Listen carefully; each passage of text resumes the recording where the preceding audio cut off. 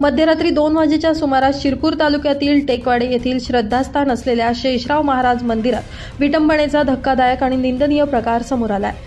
यावेळी महाराजांच्या घरावर अज्ञातांनी दगडफेक देखील केली आहे। यामध्ये महाराजांच्या 14 वर्षीय मुलाला दुखापत झाली आहे। मंदिराची आणि मूर्तीची विटंबना झाल्यानं गावात तणावाचं वातावरण निर्माण झालंय। घटनेची माहिती मिळताच शहर पोलिसांच्या पथकानं घटनास्थळी धाव घेत घटनास्थळी आणि गावात बंदोबस्त तैनात केलाय। मिळालेल्या माहितीनुसार शिरपूर तालुक्यातील टेकवाडे येथील प्रसिद्ध शेषराव महाराज मंदिरात महाराज घरी नसल्याचा फायदा घेत काही अज्ञात समाजकंटकांनी अनधिकृत प्रवेश केला। मंदिरातील शेषनाग बाबाला उखडून शेणाचा लेप लावत मंदिरात आणि मंदिराबाहेर शेण आणि शाई फेकण्यात आली।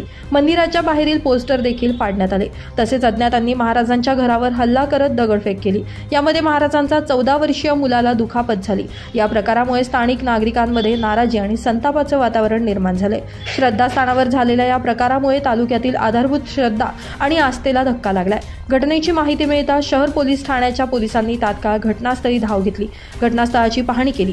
गावात तणाव निर्माण झालेल्या परिस्थितीवर नियंत्रण ठेवण्यासाठी गावात चोख पोलीस बंदोबस्त तैनात करण्यात आला। पोलिसांनी नागरिकांना शांतता राखण्याचं आवाहन केलं असून विटंबनेतील दोषींवर कडक कारवाई करण्याचं आश्वासन देखील दिलंय।